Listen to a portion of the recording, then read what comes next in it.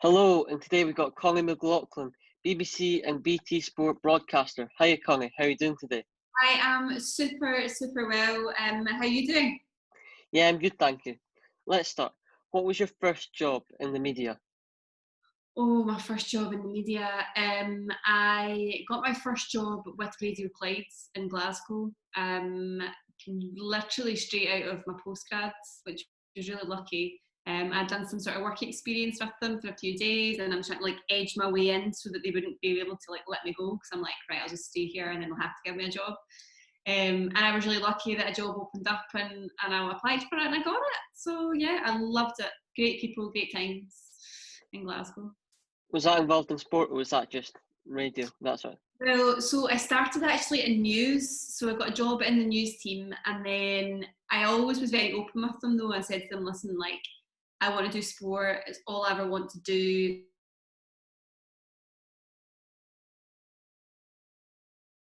Gave me a good grounding as a journalist to make sure that I knew how to react when things were breaking, helping me even now. So I sometimes produce some content for the BBC or other people that I work for. So actually that was quite a useful exercise for me to be able to get into that zone of being more like a news reporter or presenter. Because I would read out bulletins, but you were obviously writing them, putting them together, making sure that if there was stuff coming in, sometimes you were on your own, so it was really useful. And then I think about 6 to 8 months later, I managed to weasel my way into the sports desk. So I was moving from this desk here to this desk over here, and I was so happy, just delighted. You covered a number of sports: football, darts, boxing. What's your favourite? Football is always my favourite. That's my passion since I was a little girl. I had a weird obsession with Italian football when I was younger. So for me, being involved in football wasn't like a job. It was something that you do as the thing that makes you really happy, and you get really excited about the weekend going to football. Being lucky enough to actually go watch football, because obviously it's really expensive, and when you're younger, and I've got 3 older brothers, so it wasn't always easy for our family, for everyone to go, or because it was a lot of money. But the days that you did get allowed to get to the football was just I remember just being a kid in a sweet shop, just sort of walking in and just seeing all the supporters, and that whole experience that you get from a match day was just something really special. So to get to work in it now is almost it's something that I don't think you lose that appreciation for. I think you always sort of have, it becomes normal, but I think also there's sometimes you have that little bit in your back of your mind that says, this isn't really a job, this feels like more than a job. So, What club did you go and watch when you were younger? So I watched Celtic when I was younger. My dad would always try and make us support our local team, so he wanted us to be Motherwell fans. Because he wasn't really into the whole Celtic and Rangers thing and whatever else. But actually for me, I was actually closer to Celtic Park than we were to Motherwell, so it just kind of seemed the right thing to do. And I don't know why it was, what it was, the connection, but the first game that I went to, I think it was about 5 or 6, and it was at Fir Park, and it was Motherwell or Celtic, and it was something to do with, I think, the strip. They were in the hoops, green and white hoops at the time, which is strange because they were away from home. I don't know why they had that strip on, but it was something that I was looking at, and I'm there's something about that really sort of connected with, and that was it ever since. Really, that was the team that I made my dad get me a season ticket for when I was younger. I think I must have been about 11 or 12, and we got to go every week, and then as you get older, and you don't get an opportunity because maybe you're working. It very much changes your relationship, I think, with the team when you're in this industry that you support, because you have to be much more detached, so you don't really have the same sort of it's just a very different experience when you're dealing with the team that you supported when you were younger, as opposed to the other clubs that you work with as well. It's very different. But I always feel as if the only time I really get a chance to openly or really passionately support a team is when Scotland's playing. So when Scotland are playing, that passion for football and that sort of feeling of getting to support a team again is amazing. And even when I was younger, I Scotland, I don't remember watching loads of Scotland games. I remember France 98 and playing in France in the opening game against Brazil and stuff like that. But I don't remember feeling the same way as I do even the last sort of 10, 15 years about watching Scotland. So that's the opportunity that I get as well at Hampden or whatever else. Who's the best footballer you've interviewed? A good question. I was actually doing a podcast quite recently and this came up, and I think it's probably got to be the one that sticks out anyway, because you'll find that like whenever over the course of time you forget quite a lot.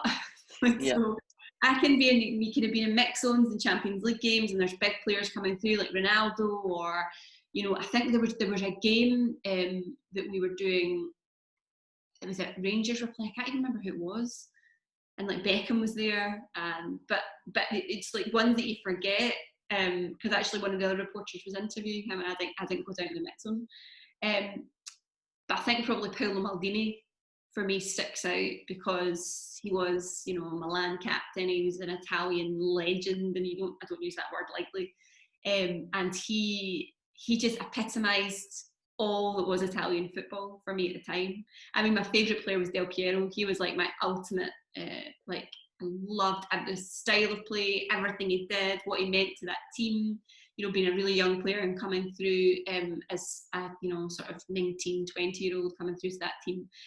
And but I never actually got a chance to interview him, which is, there's still time. He's obviously retired now and living in LA, so maybe that's an opportunity for me to nip out LA and interview him. But Paolo Maldini was the best one. He was just so respectful of everyone. He took so much time to go around and to speak to everyone individually and answer all their questions, because sometimes what happens in a mix zone, and a mix zone, for those who don't know, is like whenever the game finishes, the players all sort of stream out towards the end and you get a chance to interview them. But a lot of them will just put their headphones on and just walk past, or sometimes it can come across as a little bit rude, or maybe they're just not in the mindset for it. But Maldini, was striking stature of a big Italian man who was just like, the presence, he just sort of exuded this energy that was really special. It really sticks in my mind that night that we interviewed him. Celtic have been playing AC Milan at Celtic Park. He's not a bad one. He's all right, isn't he? No, he's all right. I feel as if I look like a Milan player today because I've got my red on as well. That wasn't intentional. And I'm not a Milan fan, and you've also got the Baresi shirt behind you as well. Yeah. So what's the best football match you've ever covered? What's the best football match I've ever covered? God, this is what happens, Angus, right? So like, there's so many games that sometimes merge into one, and so you forget. Best football game I've ever covered. I think Scotland against England recently was a game that for me I think is like.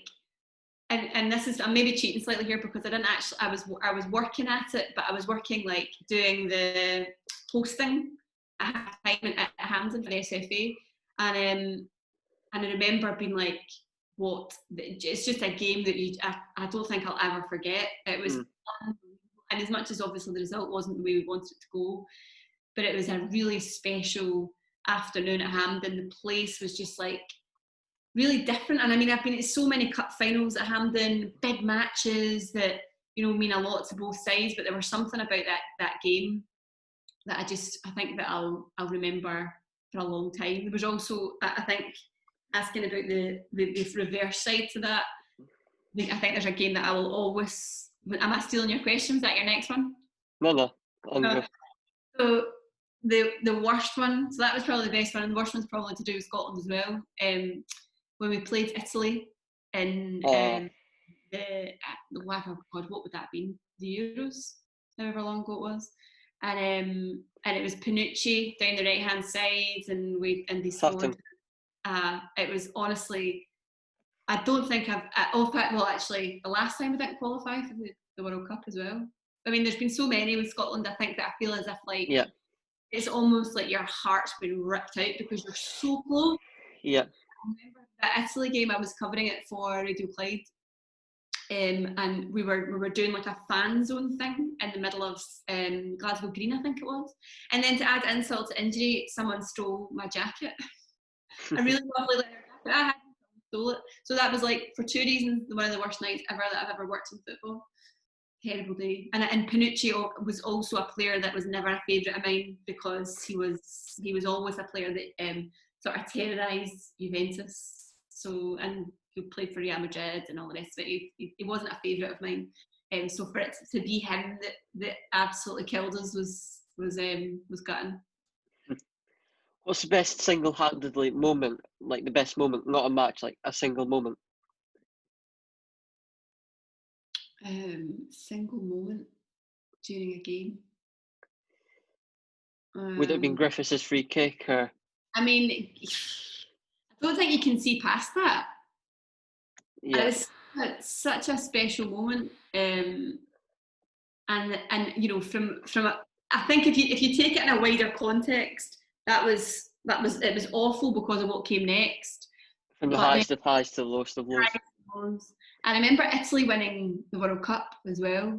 That was a really, because I was a huge Italy fan, purely because of the whole basis of me, you know, loving football came from a love from you know, the football that I watched when I was younger, but this sort of weird obsession with Italian football. So the Azzurri, as they're known, was because we didn't really tend to make it to tournaments. They were always the team that I followed. Like, I had the strips. I was like, you know, I had this like Italian pen pal who would send me memorabilia, and there was just something about them that like I loved. And when they won the World Cup, that was just like, it was almost like being part of that experience as well, because that was really special. But it's hard because there's been so many, you know, really special moments in cup finals, and even moments like when you're watching games where you're completely neutral, but you're just like, oh wow, you know, like even like the Champions League and stuff like that last year, with the games, the semi-finals and then into the finals were really special. But yeah, probably Griffiths if I had to be nailed down to one. So there's obviously been this big pandemic. Was the last game you covered before or after, just lately? So I was lucky enough, I was working last weekend for the first game of the season. So I was at Dundee United against St Johnstone, and it was just weird. Like, I was so excited to get back to work. And even that so my Saturday's very sort of like regimented in terms of what I do. So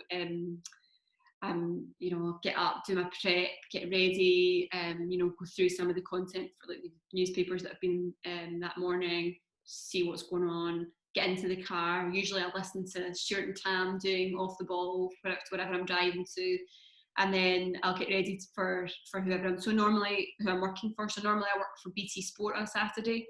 But this year, because the programme's not started back yet, because the Premier League season's not started back, I've been working for 5 Live, which I normally do as well, maybe Sundays or midweeks.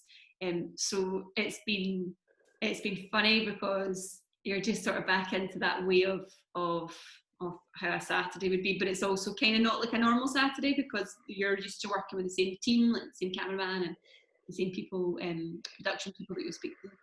But going to Tannadice was just because there's no fans, it's just a very different experience of going into the grounds and being like, you know, I was kind of asking the guys on the door, I'm like, what did I do? Where did I go? Like, what's the sort of general protocol?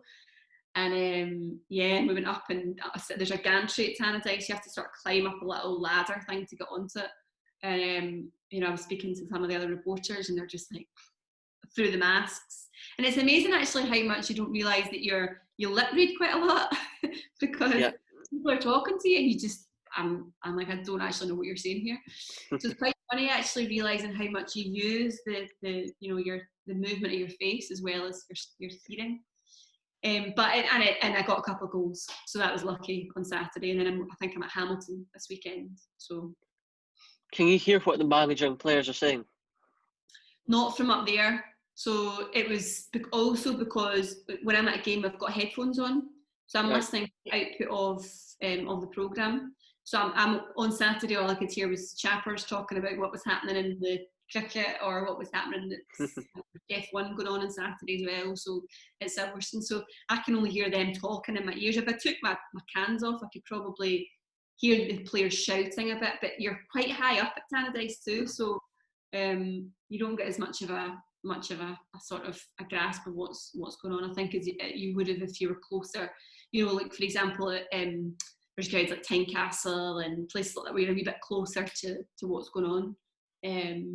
But yeah, maybe a good thing. Just finally to end on, when was the last time you had to pay for a ticket to go to a football match? Oh, good question. When was the last time I had to? When was the last time I had to pay for a ticket? I don't know. There's the answer. I don't actually. I don't know. A while ago. A while ago, yeah. I mean, like, for example, if it's like, if you're not working and it's a big Scotland game or something like that, then you'll always buy your ticket for that. But I can't, there's not one that springs to mind. I don't want to lie to you, Angus, and say that, you know, St Johnstone against Hearts or something, but I don't remember. The other thing as well is that I don't massively get a chance to go to football as a fan because you're usually working. So the days that games are on, you're either working, and if you're not working, then there's something wrong. So it's only really like maybe if it was like, so for example, this year or this season just passed, I was meant to be doing some work for the Euros, but the Euros obviously part of it, as you probably know, was in Glasgow. So definitely, if everything had been normal in the days that I wasn't working, I would have tried to take in some of the Euros games, and then obviously if I was lucky enough to try and manage to get a ticket for some of them. But yeah. If you're not working, you need to try and pull in a couple of favours, but you always still need to pay for them. Right, Connie, that wraps it up. It's been a pleasure having you on. Thank you. Thanks for having me. Thanks.